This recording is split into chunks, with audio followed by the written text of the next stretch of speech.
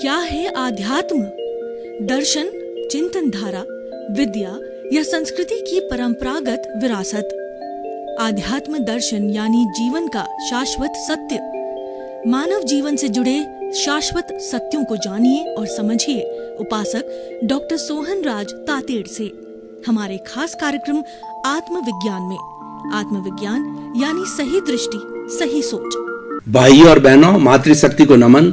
Studio में आपका हार्दिक स्वागत है, अभिनंदन है, सत्कार है। साइंस ऑफ द सोल आत्मविज्ञान कार्यक्रम के अंतर्गत हम आपको राइट विजन, राइट थिंकिंग, सही दृष्टि, सही सोच के अंतर्गत आपके जो नकारात्मक भाव है उसको हम सकारात्मक बदलने के लिए सारे एपिसोड्स जो तैयार करके आते हैं। प्रतिदिन आपको नया नया एपिसोड बताते हैं। हमारा उद्देश्य है कि आपका जीवन अच्छा बने, आप एक अच्छे इंसान बनो और समाज के अंदर एक उपयोगी व्यक्ति बनो। जो व्यक्ति समाज में उपयोगी होता है उस व्यक्ति का जीवन सार्थक होता है। अपनी उपयोगिता बनाए रखने के लिए यह कार्यक्रम प्रारंभ किया गया है और इस कार्यक्रम के जो केंद्र में जो है आत्मा है। जब केंद्र में आत्मा होती है तो सारे काम प्रामाणिक होते हैं। तो इसीलिए हम जो है इसी कार्यक्रम के तहत जो है आपको एक अच्छा इंसान बनाने की योजना बनाते हैं और प्रतिदिन नए नए एपिसोड्स जो आपके सामने प्रस्तुत करते हैं। आज हमारा बहुत ही सुंदर विषय है कि गीता की प्रासंगिकता। भाई और बहनों, गीता युद्ध के मैदान के अंदर लिखी गई।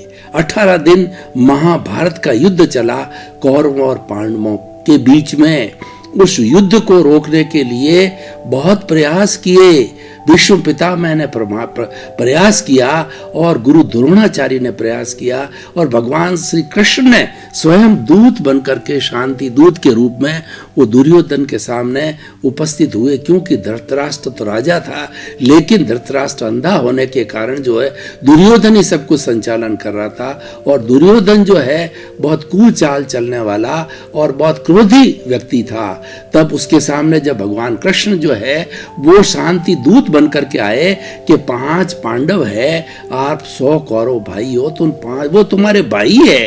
पांडु और धृतराष्ट्र दोनों जो है वो भाई थे, तो तुम्हारे वो भाई है। तो उन भाइयों को एक एक को जो एक गांव यानी 5 गांव उनको दे दो, उसमें उनकी संतुष्टि है और ये महाभारत का युद्ध जो है टल सकता है। लेकिन दुर्योधन ने उनकी इंसल्ट की भगवान कृष्ण की। उनको कहा चलिए तुम जो है उनके पक्ष में ही प्रस्ताव लेके आए हो, मुझे ये मान्य नहीं है।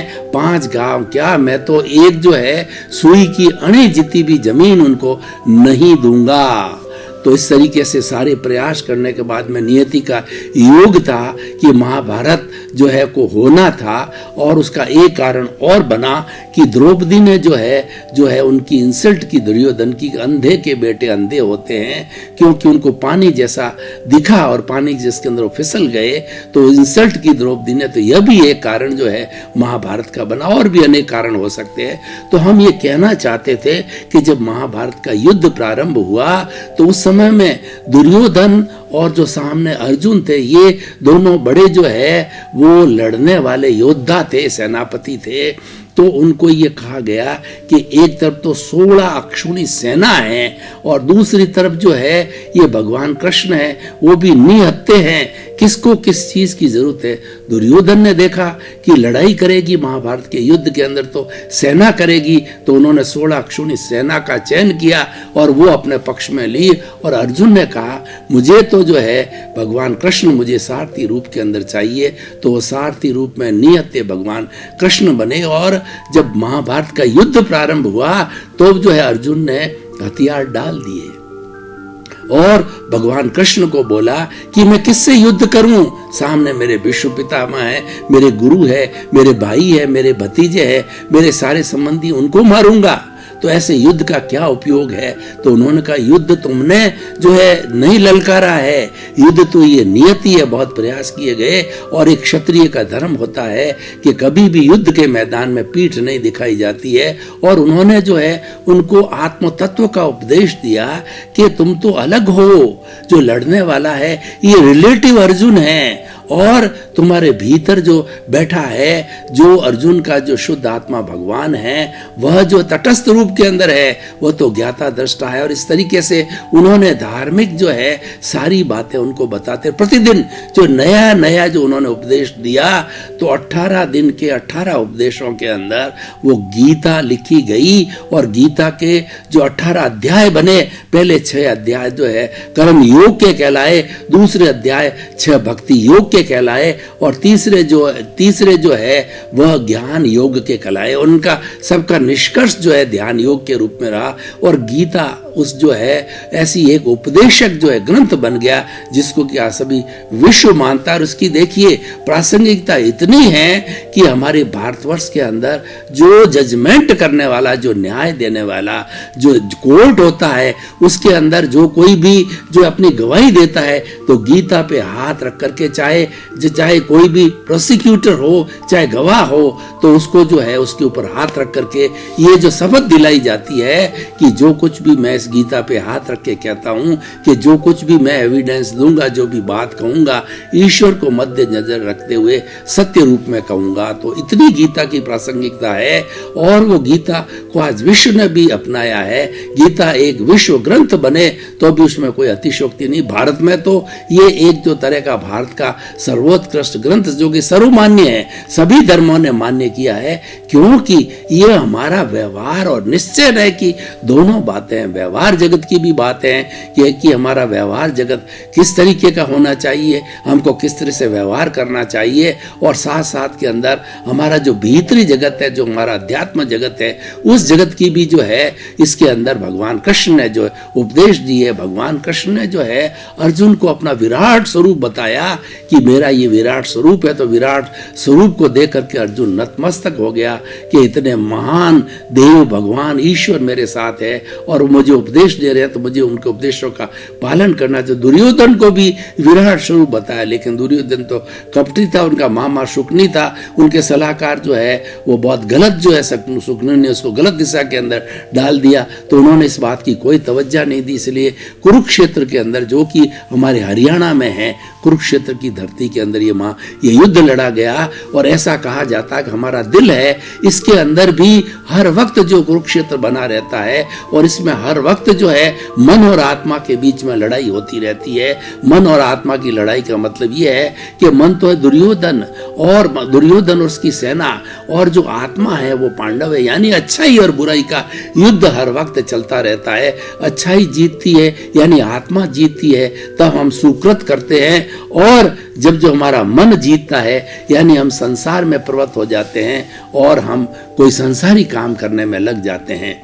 तो इस तरीके से ये महाभारत का और ये गीता का पूरा जो है सारांश है। अब गीता के कुछ ऐसे उपदेश हैं जो कि उपदेशों के ऊपर जो इस संक्षिप्त समय के अंदर, जिससे हमारी प्रासंगिकता सिद्ध हो जावे, रिलीवेंस है, उसकी सोशल यूटिलिटी है, वो सिद्ध हो जावे, उस दृष्टि से हम करेंगे। गीता का सबसे बड़ा जो है वो निष्काम कर्म का उपदेश है। निष्काम कर्म का अर्थ ये होता है कि व्यक्ति ने मानव जीवन प्राप्त किया है, तो मानव जीवन के अंदर उसको निष्काम कर्म करना चाहिए, यानी उसको कर्म करते ही रहना चाहिए। और अगर देखा जाए तो व्यक्ति को कर्म करना ही पड़ेगा, क्योंकि वो कर्म पीछे से लेकर के आया है। पिछले जन्म के अंदर हमारी आत्मविज्ञान कार्यक्रम को और गीता से तुलनात्मक अध्ययन करें तो ये व्यक्ति जो है वो अपने पूर्व जन्म के अंदर जैसे जैसे कॉजेस डाले हैं, जैसे जैसे कर्मों का बंधन किया हुआ है, वो साथ में लेकर के आया है। और ये जो शरीर है, मन वचन काया रूपी शरीर है, पूर्व जन्म के कर्मों के भुगतान के लिए मिला है। और पूरे जीवन भर जो है मन वचन काया की बैटरियां जो है ये चालित रहती है, और सब प्रवृत्तियां अपने आप चलती रहती, जिसको हम एक फिल्म का रूप दे सकते हैं। जैसे कि हम थिएटर में जाते हैं और थिएटर में 3 घंटे की फिल्म देखते हैं, विलियन होता है और उसके साथ में हीरो होता है, हीरोइन होता है, और वो आपस के अंदर उनको लव होता है, और जो विलियन होता है वो उनको अपहरण करता है, लड़ाई होता है, झगड़ा होता है। तो ये फिल्म हमारे जीवन में भी ठीक इसी तरह से चलती रहती, सुख और दुख की फिल्म चलती रहती। कोई हमारे साथ बुरा व्यवहार करता है, कोई अच्छा व्यवहार करता है, लेकिन ये पूर्व नियोजित होता है, हम पीछे से लेकर के आए हैं। हमने किसी के साथ में बुरा व्यवहार किया तो इस जन्म के अंदर हमारे साथ बुरा व्यवहार किया करेगा। इसका मतलब कर्म तो चलता ही रहेगा, लेकिन कर्म कैसे करना कि कि कर्म करते करते मैं फल की इच्छा नहीं करना। वो फल है हमारे हाथ में नहीं है कि पता नहीं कैसा फल मिलेगा। कर्म हमारे हाथ के अंदर है, हम करते रहेंगे। जैसे एक स्टूडेंट है, वो उसका कार्य क्या है कि उसको अच्छी पढ़ाई करना और साल भर पढ़ाई करने के बाद में उसको एग्जामिनेशन देना, उसको क्वेश्चन पेपर सॉल्व करना, लेकिन रिजल्ट क्या आएगा वह उसके हाथ में नहीं है। तो इसीलिए अगर गीता का ये संदेश मान करके चलता है कि मुझे तो निष्काम कर्म करना है, मुझे परिवार का पालन पोषण करना है, या जीवन भर जो कुछ भी कार्य करना है वह मैं कार्य तो करता रहूंगा लेकिन फल की इच्छा नहीं करूंगा। क्यों कि अगर फल जो है हमारी इच्छा के विपरीत मिले तो हमको बड़ा दुख होगा, बड़ी तकलीफ होगी, और ऐसी दुख की स्थिति के व्यक्ति की मृत्यु भी हो सकती है, व्यक्ति का हार्ट अटैक भी हो सकता है, व्यक्ति को जो कोमा भी हो सकता है, कुछ भी हो सकता है, क्योंकि वो हमारी इच्छा के विपरीत हुआ और हमने परिणाम पर ध्यान नहीं दिया तो हमें दुख बिल्कुल नहीं होगा और हम संतुलित हो जाएंगे। ये गीता के इसकी प्रासंगिकता इतनी है कि जो लोग गीता के अंदर विश्वास करते हैं, जो लोग निष्काम कर्म में विश्वास करते हैं, वो कभी भी प्रभावित नहीं होते हैं। उनके वो जानते हैं कि गीता कहती है हर संयोग के साथ में वियोग जुड़ा होता है। ऐसे लोग गीता की प्रासंगिकता और गीता को जो है एक मां के रूप में, धार्मिक ग्रंथ के रूप में श्रद्धा करते हैं, तो वो जानते हैं कि जो है वो हम कर्म करते रहो और फल की इच्छा वो रखते ही नहीं है, फल का कोई टारगेट बनाते नहीं है। तो चाहे उनका प्रिय व्यक्ति भी चला जाए, चाहे माता पिता चले जाएं, चाहे पत्नी चले जाएं, तो भी वो डिस्टर्ब नहीं होते, क्योंकि जानते हैं कि हम दोनों ने कर्म किया, सही दिशा में कर्म किया, लेकिन फल हमारे हाथ में नहीं और नियति का योग है, कोई अमर नहीं है, सबको हर एक को एक न एक दिन जाना है। दूसरी बात जो है गीता की मुख्य बात यह है कि हम ज्ञान योग की बात करें तो गीता का ज्ञान योग कहता है कि हम अपने अस्तित्व को पहचानो। हमारा आत्मविज्ञान भी इसकी तुलनात्मक अध्ययन करें तो वो भी कहता है कि सबसे बड़ा काम जो है अपने अस्तित्व को पहचानना। दुनिया को इंसान बहुत पहचानता है लेकिन अपने को बहुत कम पहचानता है। अपने को जो है दूसरे की गज से नापता है और अपनी गज से दूसरों की नापता है, यानी दुनिया की बहुत परवाह करता है। वह पूरी दुनिया, गूगल के अंदर सारी दुनिया को जो है वो तलाशता रहता है और व्यवहार जगत के अंदर दुनिया की बहुत बात करता रहता है, लेकिन अपने बारे में उसकी कोई पहचान क्या है, मैं कौन हूं, मैं कहां से आया हूं, मुझे कहां जाना है, इसके तरफ वो ध्यान भी नहीं देता है। और एक जीवात्मा, अगर आत्मदर्शन की बात करें तो जीवात्मा मन के ही रहता है, वो अंतरात्मा में जाता ही नहीं है। अंतरात्मा में तब जाता है जब उसको ज्ञानी मिले। उसी तरह से गीता का जो ज्ञान कहता है कि भीतर जाको, अपने स्वरूप को जो देखो, तुम अलग हो, शरीर अलग है। और भगवान कृष्ण ने तो गीता में कहा है कि मनुष्य जिस तरह से जीर्ण शीर्ण होकर के और कपड़ा जो है वो फेंक करके नया कपड़ा धारण कर लेता है, उसी तरह से ये आत्मा अजर है, अमर है, अविनाशी है, और ये शरीर है भोगने वाला, ये करने वाला है। ये जैसे जैसे कर्म लेके आया वैसे भोगता है। और जब जो है ये आयुष्य कर्म संपन्न हो जाता है और ये शरीर जीर्ण शीर्ण होता जाता है तो आत्मा आयुष्य कर्म के अधीन यहाँ अपना आयुष्य पूरा करके और नए आयुष्य के रूप में नया शरीर धारण करता है। ये गीता की प्रासंगिकता। और गीता जो है वो अनाशक्ति की बात कहती है। गीता ये कहती है कि तुम साथ में क्या लेके आए थे, तुम्हारा जब जन्म हुआ तुम खाली हाथ आए थे और तुम खाली हाथ जाते हो। व्यर्थ के अंदर तुम जो है ये मिथ्या दृष्टिकोण बनाते हो कि ये मेरा घर है, ये मेरा परिवार है, मेरा धन है, दौलत है, मेरा यश है, मेरा पद है, प्रतिष्ठा है। तुम कर्ता भाव करते हो। हमारा आत्मविज्ञान भी ठीक इसी तरीके से कहता है कि कर्ता भाव छोड़ो, क्योंकि तुम तो अकर्ता कर्ता हो ही नहीं सकते। ये जो कुछ भी मिला है तुम्हारा प्रारब्ध है और तुम्हारा जो है ये जो है उदय भाव है उसके अनुरूप मिला है। और ये तुम जो पीछे करके आए थे उसी का रिजल्ट है, उसी का परिणाम है। तो तुम इसके अंदर अपने आप को क्यों कर्ता मानते हो? कर्ता हो ही नहीं सकते। और कर्ता भाव ही सभी कर्मों का बंधन का कारण है। इसलिए कर्ता तो व्यवस्थित शक्ति संसार को चलाने वाली है, वो साइंटिफिक सर्कमस्टेंशियल एविडेंसेज है जिसमें द्रव्य क्षेत्र काल भाव होते हैं और काल स्वभाव कर्म पुरुषार्थ होता है और उसके साथ साथ में 6 द्रव्य होता है जो कि एनिमेट, इनएनिमेट और टाइम, स्पेस और उसके साथ मोशन और रेस्ट, ये 6 द्रव्य है जिससे संसार बनता है और सारा जगत की अवधारणा भी इसी से होती है, यही संचालित करते हैं। ये सारी व्यवस्थित शक्तियां हैं, यही मनुष्य का जैसा उपादान होता है, जैसा प्रारब्ध होता है, उसके अनुरूप जो है संयोग जुटाने का काम ये व्यवस्थित शक्ति या सृष्टि करती है। तो गीता एक ऐसा धार्मिक ग्रंथ है जो कि हमारे जो व्यवहार जगत के बीच के अंदर और निश्चय जगत के बीच के अंदर जो है सामंजस्य बनाता है। गीता भी उपदेश देती है कि आखिर हमने जो मोक्ष की प्राप्ति करनी है, हमें जो है वो हमें जो 4 पुरुषार्थ की जो हमारी लाइफ स्टाइल है कि काम, अर्थ, इससे हमारा संसार चलता है, ये हमारा व्यवहार का जगत है। और इस व्यवहार जगत को जोड़ने के लिए उन्होंने दूसरा पक्ष दिया कि धर्म और मोक्ष। धर्म जो है इस व्यवहार पक्ष से निश्चय पक्ष के अंदर आने वाला एक ब्रिज है और उसकी बहुत सुंदर व्याख्या जो की है, जो कि सर्वधर्म जो संभाव करती है।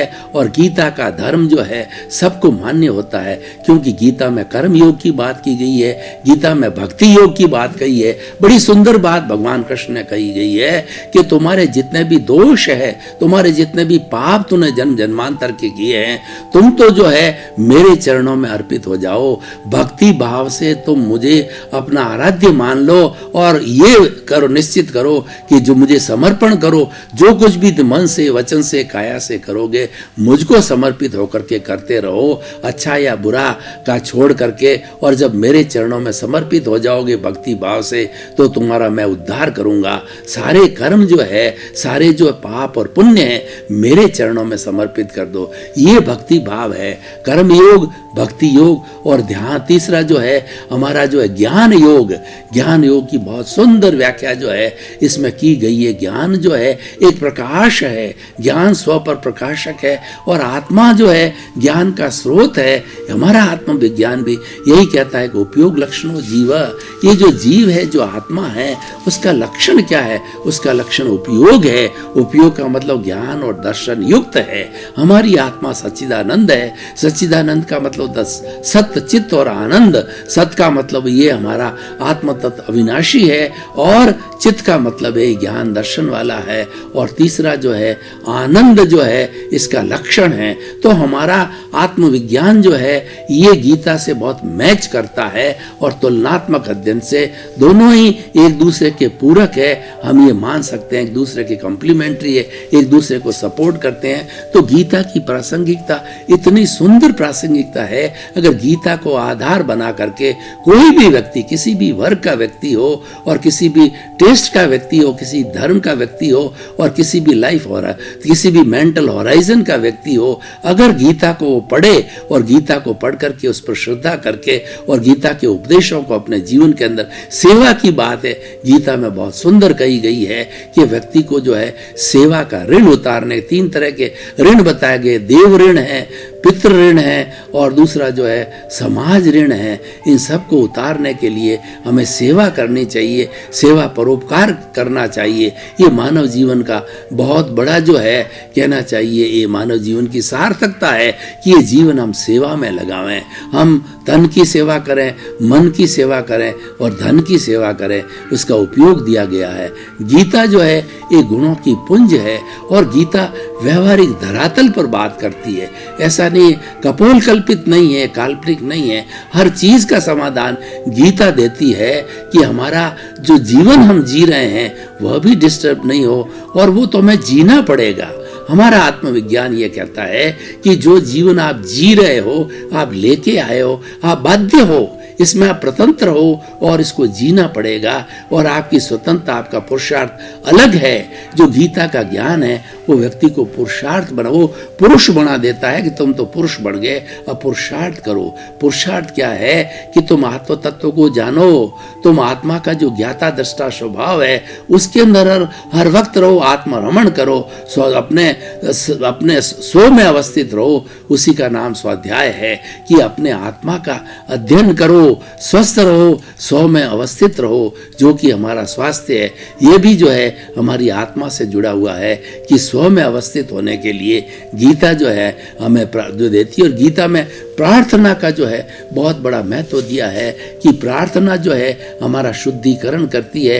हमारी जो आत्मविज्ञान का जो है उपक्रम है वह भी जो है वो सामायिक आलोचना प्रतिक्रमण प्रत्याख्यान का प्रावधान दिया गया है। पूर्व जन्म के अंदर आपके जितने कृतक्रम हैं उनको धोना चाहते हो, आपका जो राग द्वेष है, आपका जो कषाय है, आपका जो कर्म शरीर है, इसको धो करके, जो कि जड़ है, जो कि पौद्गलिक है, इसको धो करके आप जो शुद्धिकरण कर लोगे तो ये आत्मा जो है वो मुक्त अवस्था में सिद्धशिला में चली जाएगी। और ये जो तुम्हारा पुद्गल शरीर, वो जो कार्बन शरीर है, ये वापस सृष्टि के अंदर पुद्गलों के साथ में मिल करके अपनी आइडेंटिटी बना देगा।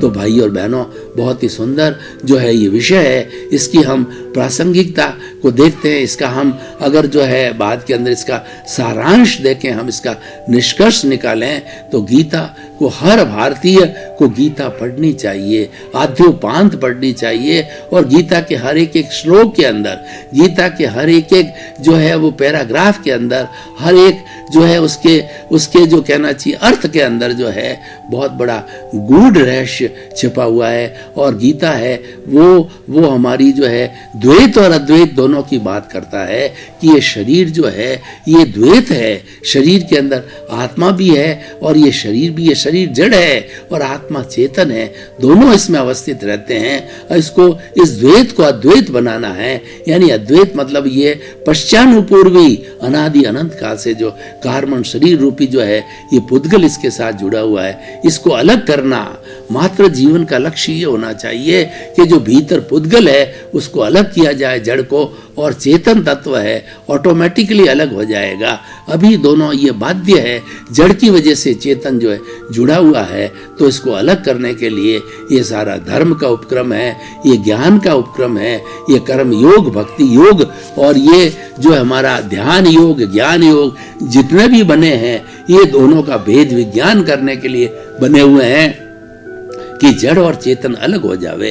क्योंकि जड़ कभी भी चेतन नहीं होता, चेतन कभी जड़ नहीं होता, दोनों मिक्सचर होता है, दोनों यौगिक बन सकते हैं। जैसे कि हमारा ये मिश्र चेतन है, ये हमारा जो शरीर, मैं जो बोल रहा हूँ, इसको बुलाने वाला इसके भीतर बैठा है, प्रभु है, आत्मा है, वो बुला रही है, और शरीर जो है ये बोल रहा है, तो सारा आत्म साक्षी से होता है। उसका जो परिचय करना जो है बहुत ही जरूरी है, क्योंकि व्यक्ति जो आत्मसात हो जाता है, हृदयंगम कर लेता है, तो उसकी जीवन की सार्थकता उसके अंदर हो जाती है। तो इसीलिए हमारा जो जीवन का निष्कर्ष होना चाहिए, हम गीता को अपनावें और गीता के उपदेशों को जो है हम आत्मसात कर दें, हृदयंगम करें, क्यों ये गीता के उपदेश जो है हमारा कल्याण करने वाले हैं। और ये ऐसा ग्रंथ है जो किसी भी धर्म की काट नहीं करता, किसी भी धर्म का अनादर नहीं करता, सर्वधर्म संभाव करता है। क्योंकि ये भगवान कृष्ण ने जितनी भी शिक्षा दी थी वो मानव को मानव बनाने के लिए, इंसानियत के लिए दी थी। भगवान श्री कृष्ण ने स्वयं जो जाकर के कोड़ियों की जो है उनकी सेवा की, कोड़ियों का उपचार किया और वो उन्होंने सारा ज्ञान दिया। तो इस तरीके से भाई और बहनों, निष्कर्ष की भाषा में बात करें तो गीता की प्रासंगिकता जिस युद्ध के, जिस समय में युद्ध के मैदान में ये लिखी गई थी, जिस वक्त में उसकी प्रासंगिकता आज उससे ज्यादा अधिक प्रासंगिकता है। और आने वाला समय है वो धीरे धीरे बदल रहा है, उसमें वैज्ञानिकता ज्यादा आ रही है, भौतिकता की चकाचौंध बढ़ रही है। उस भौतिकता पे अंकुश करने के लिए इस आध्यात्मिक जो ग्रंथ है गीता की प्रासंगिकता और ज्यादा हो जाएगी। जब अध्यात्म और विज्ञान दोनों मिलेंगे तभी जो है इस सृष्टि में एक संतुलन आएगा, और विज्ञान जो है वो गति देता है और आध्यात्म है वो दिशा देता है। जब गति और दिशा दोनों मिलेंगे, जब जो व्यक्ति जो है युवा होता है उसमें जोश होता है और बुजुर्ग उसके साथ होता है जिसमें होश होता है, जब जोश और होश दोनों मिलते हैं तब जाकर के एक होलिस्टिक लाइफ बनती है। उसी तरीके से होलिस्टिक लाइफ जो आज हमारे सामने है वो व्यक्ति की बनानी होगी।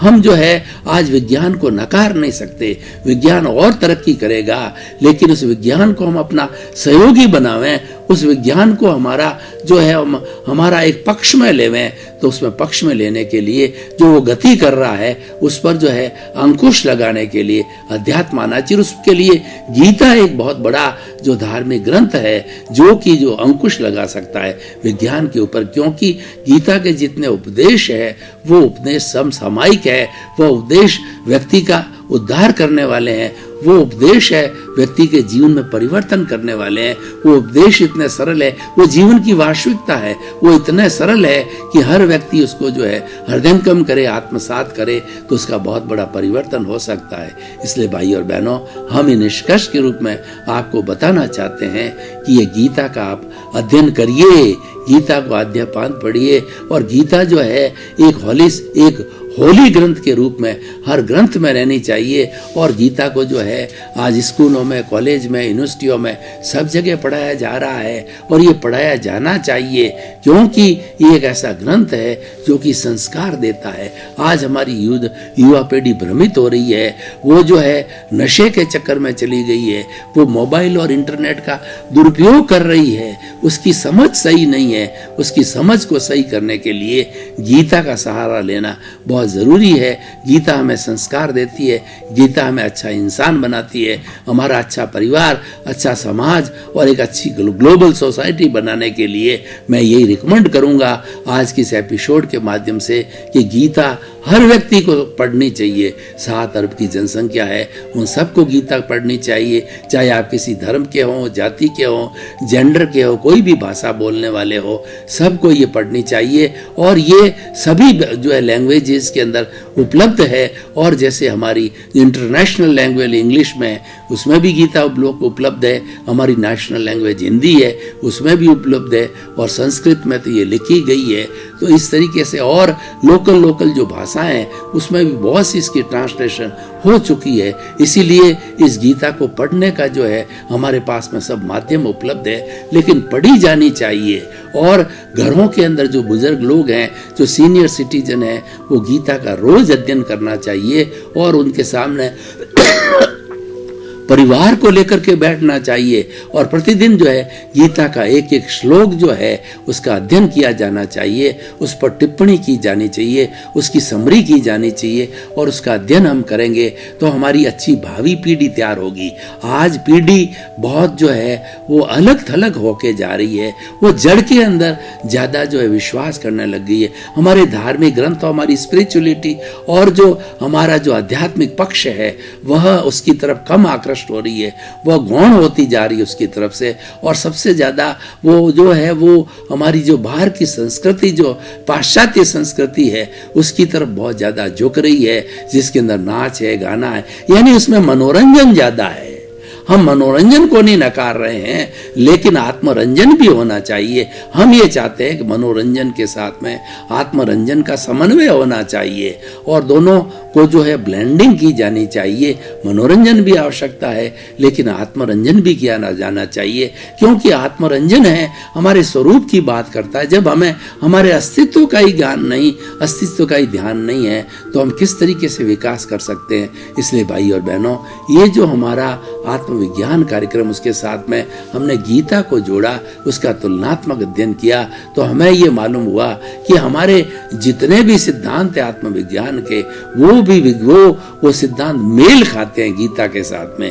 गीता को किसी धर्म से जोड़ा जाए, जो विश्व के जो 8 मुख्य धर्म है, Hinduism, Buddhism, Sikhism, Jainism, Zoroastrian, इस्लाम, क्रिश्चियनिटी, और जो है वो सारी इन 8 धर्मों के साथ में इसका मेल बिठावें, तुलनात्मक अध्ययन करें, तो हमें लगेगा कि ये गीता सबके साथ में बैठती है, सबके साथ में ठहरती है, और सबके साथ इसका समायोजन हो सकता है। तो भाई और बहनों, ऐसा निर्विवाद धार्मिक ग्रंथ हमें कितने भाग्यशाली हैं कि गीता भारत में लिखी गई, महाभारत भारत में हुआ, और गीता जो है आज सर्व उपलब्ध है, और इतनी उसने ख्याति प्राप्त कर ली है कि कोर्ट के अंदर जो है उसको साक्षी के रूप में रख सकता है। ये सबसे बड़ी इसकी प्रासंगिकता और सबसे बड़ी उसकी उपयोगिता कही है, सबसे बड़ी इसकी वैल्यू को देखिए। जब इतनी वैल्यू हमारा जो न्याय पद्धति है उसने दी, भारत सरकार ने दी है, हमारे देश के लोगों ने दी है, विश्व के लोगों ने दी है, तो हम इसकी प्रासंगिकता को बहुत अच्छी तरह से समझ सकते हैं। परंतु ये प्रासंगिकता तब होगी जब ये घर घर के अंदर पढ़ी जाएगी और पढ़ने के साथ साथ इसको जीवन में उतारा जाएगा। इसके अंदर जो हमारी गीता है उसके अंदर ज्ञान मीमांसा है, आचार मीमांसा है, तत्व मीमांसा है और सारी चीजें इसके अंदर एक साथ मिलती है, अच्छे जीवन का निर्माण करने की मिलती है। और कर्मसु कौशलम यानी हम जो कुछ भी हमारे जीवन के अंदर कर्म करते हैं, जो कोई भी उद्योग करते हैं, उसकी भी शिक्षा इसके अंदर मिलती है। तो इसलिए भाई और बहनों, जो हमारा ये आत्मविज्ञान कार्यक्रम है वो गीता की प्रासंगिकता के साथ में पूरा मेल खाता है और ये हमें जो है इसके साथ के अंदर समकक्षता का अवस्था के अंदर बैठता है। तो हम तो अत्यंत भाग्यशाली हैं कि हम गीता की बात करते हैं। गीता का संदेश है कि तुम क्या लेकर के आए थे और क्या लेकर के जाओगे। जो कुछ लिया यहीं से लिया और जो कुछ भी है यही समर्पित करना है। कहने का अर्थ यह है कि हमने जितना भी ये द्रव्य इकट्ठा किया है, जितने भी जड़ पदार्थ हमने साधनों के रूप में और हमारे जो है वो सहयोग के रूप में इकट्ठे किए हैं, सभी यही छोड़ के जाने हैं। साथ में जब आत्मा जाती है तो उसका पुण्य और पाप जाता है। अगर हमने अच्छे यहाँ कर्म किए होते हैं तो हमारा पुण्य है वो ज्यादा होता, वो साथ जाता है। और यहाँ पर हम बुरे कर्म करते हैं, अनैतिक कार्य करते हैं, तो वो हमारा पाप रूपी जो है कर्म हमारे आत्मा के साथ में जाता है। वही कर्म शरीर है, वही कॉजल बॉडी है, वही लिंग शरीर है और वही हमें भटकाता है। तो इसीलिए हमें उसको दूर करने, उस अशुद्धि को हटाने के लिए जो है हमें खूब प्रयास करना चाहिए। उस प्रयास करने के लिए सबसे बड़ा शुद्धिकरण का अमोघ मंत्र है कि गीता को पढ़ना चाहिए। गीता के उपदेशों को जो है वो हमें आत्मसात करना चाहिए, जीवन के अंदर डालना चाहिए। तो भाई और बहनों, ये कितना सुंदर ग्रंथ जो है आज हमने उसका विवेचन किया और इसके विवेचन को और आगे बढ़ाने के लिए अभी बहुत ही पोटेंशियलिटी है, बहुत ही संभावना है और बहुत ही स्कोप है। क्योंकि गीता ज्यों ज्यों हम पढ़ते हैं उसके अंदर नई नई चीजें मिलती है। उस गीता के एक उपदेश को आप किसी भी लाइन के अंदर विज्ञान के साथ जोड़ना चाहते हो तो गीता जुड़ जाती है। अध्यात्म के साथ जोड़ना चाहते हो तो गीता जुड़ जाती है। हमारे व्यवहार जगत के साथ में जाते हो तो गीता के उपदेश जो है व्यवहारिक नजर के आते हैं। निश्चय जगत में, आत्मा के जगत में जाते हो तो गीता के जो है उपदेश है वहाँ प्रासंगिक लगते हैं। भाई और बहनों, आपका बहुत बहुत धन्यवाद। आप आत्मविज्ञान कार्यक्रम बराबर देख रहे हो। आत्मविज्ञान कार्यक्रम की आत्मा हो और आत्मविज्ञान कार्यक्रम आप देखते रहिए, क्योंकि एक ऐसा कार्यक्रम है जो आपके जीवन की दिशा को बदलेगा, आपको एक अच्छा इंसान बनाएगा। और हमारा उद्देश्य भी है कि सुधरे व्यक्ति समाज व्यक्ति से राष्ट्र स्वयं सुधरेगा। इसी क्रम में आपका जीवन आनंदमय हो, मंगलमय हो, धर्ममय हो। आपके प्रति बहुत बहुत आत्मविज्ञान में आत्मविज्ञान यानी सही दृष्टि, सही सोच।